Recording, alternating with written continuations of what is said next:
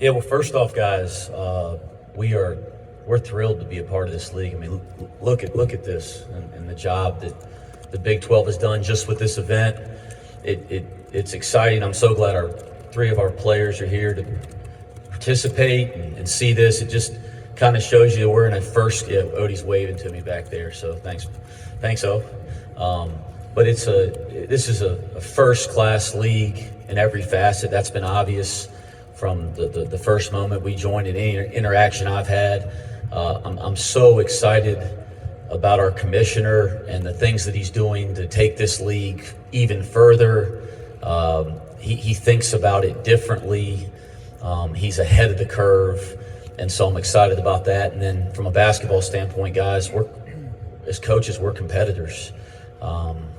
And listen, this is the best college basketball league in America. It's undisputed in recent history. And so it's neat and exciting to be a part of that. We haven't experienced it yet, and so will there be some adjustment? Absolutely. But like we talk about freshmen all the time, freshmen have adjustments to college basketball. There's no way around it. Some make the adjustment quicker than others, and I believe I have a group and a team that can make the adjustment quickly. I hope we do, but I think you have to recognize when you're entering a league of this caliber that we haven't experienced. There's going to be some things that we just don't understand yet, and we're going to have to learn and adjust on the fly. And I say that because I have such respect for the programs and the coaches in this league. Okay, our first question for you coaches on the first row. Please remember to give your name and your affiliation. Keegan Nixon with Bearcat Journal. Coach, you had an update or a lack of an update for us 2 weeks ago about Aziz and Jamil, and I was just checking if there's been any movement on either side in the waiver process. Yeah, I'm Aziz and Jamil, for those who don't, Aziz Bandego, Jamil Reynolds, 2 second-time transfers that have waivers with the NCAA. They were denied on the first round last week. We got the news last week. I can't remember the exact day now, but they were denied at the staff level. I think I've learned more about this process than I thought I ever would or cared to, but now it'll go to, we submit an appeal, and it goes to the appeal committee in the NCAA. Listen, we're very discouraged by the news last week. I think the issue at hand is not, and I don't want it to get lumped together. The issue at hand isn't whether we should have restrictions for second-time transfers. That's not the issue with this situation. That's a totally different subject. The issue at hand here is that we have 2 players, and there's others out there in America that were given guidance when they were making life decisions last spring to transfer, and they were given guidance and guidelines by the NCAA as a path to play. They felt that they met those guidelines. They made life decisions based on that. At the University of Cincinnati, we feel as strongly as you can possibly express that they meet the guidelines and standards that were laid out directly by the NCAA. I expect them to be cleared to play because they meet those guidelines. Out of respect for these 2 young men, I won't talk about their personal business, but I know the situation with both of them deeply. I know their waivers deeply, and I understand the guidelines laid out. They meet those. It's undeniable. So I have hope that through the appeals process they'll be cleared. I expect them to be cleared, but I'm concerned. I'm concerned that about how that'll affect them. Certainly it'll affect our team, but how will that affect young people that were led to believe something based on guidelines by a massive institution if they're not clear? How will that affect their mental health? Like that concerns me on a much deeper level.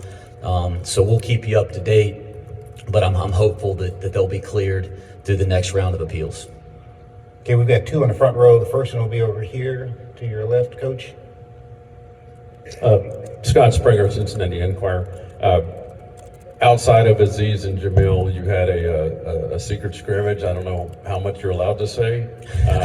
I know some of the results, some of the numbers, but can you just give a general opinion of how the team played? And then Also, the Nike Jumpman unis come out last night, and that seemed to get everyone pretty fired up. Scott, you called it a secret scrimmage and then asked a question about it. I mean, Well, they're not so secret if you haven't heard.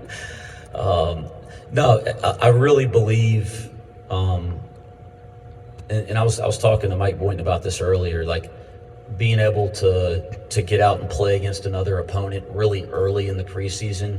I believe that's best for our program because it just allows us to address some things that you just don't get to see when you're playing it yourselves every day in practice, and it gives us a little bit more time to deal with some of those things that we learn. I'm not going to talk in detail because that's the agreement that I had with the other program that we scrimmaged. But there's some things that were really exciting.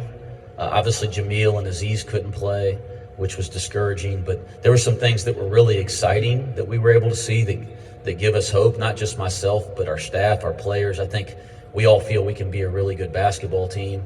And then there's some things that we need to address right away.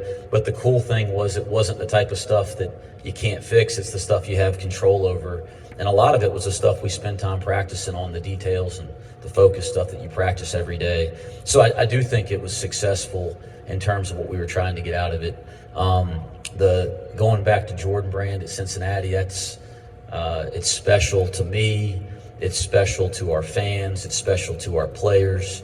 It's special to the kids we're recruiting, not just because, let's face it, this is the best brand there is in sports, but there's also some nostalgia at Cincinnati being one of the original Jordan Brand schools in college basketball back in the 90s. So for many reasons, it's really exciting to be back in the brand, and our program will do everything we can to represent the brand the right way. Coach, right here in the front row in the middle. Coach Ryan Roberts with Riverfront Cincy. You added 7 new additions to this year's roster. How does the positional versatility that you have allow you to continue to develop the identity of your program? Yeah, the additions were important.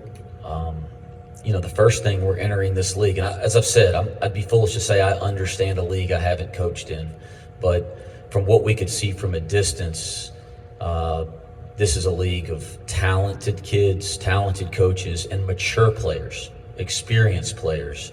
So it was important when we added players, we added guys with some experience. And you look at Simas Lukosius, in the couple years he played in the Big East, he's played in some big-time environments and big-time games. CJ Frederick, maybe more than anybody, for NCAA tournament teams, and he's been a part of great teams at Iowa and Kentucky. So we wanted to add some experience. Aziz and Jamil both have played a ton of college basketball. That was really important. And as you mentioned, depth is really important. Like, we love the returning guys. I think sometimes this time of year, you talk so much about the guys coming into the program because people don't know them yet, especially your fan base. We lose sight of the most important thing is the guys that you retain. And that's why, Odie and Vic and John are here with me today, because I tell you what, it's harder and harder in college basketball and the landscape we have now to retain guys. You can be really different when you get guys year after year after year. And, we have a number of guys that return, but we have 3 guys that are here with me today that have been with us the last 2 years, the 2 years that I've been at Cincinnati. That's meant a lot to our team because they're really good players. They've had success at Cincinnati, but they also understand not just what we do, but how we do it and the standard at which we do it, and they want to hold others to that standard. So there's so much value in the retention piece. But yeah, we have depth now. We have talent across the board, and I do think we have lineup and positional versatility for sure. We got time for 2 more questions. First one will be on in the middle, Coach, on the third row. Hey, Coach. Kevin Swinny from Sports Illustrated. We're in the middle. You mentioned in your opening statement that you felt like Commissioner Yormark was thinking about things differently and helping continue to build the Big 12 brand. I'm curious, from your perspective as a coach, what you're looking for from a conference to help, lead the way and keep the Big 12 as the premier college basketball conference in America. Yeah, I'll twist it around on you a little bit, but I think from my perspective, we have to do our job at Cincinnati. And our job is to put the best program that we can possibly put together game after game, year after year, at the most competitive possible level, but doing it within the values of this league, within the values of our institution and our community. And I think if we do that, we'll follow the lead of Commissioner Yormark and the league of the ways that we can evolve within the league. But we got to do our job here, and we're working hard every day to do that. Okay, our last question's here on the front row in the middle, Coach.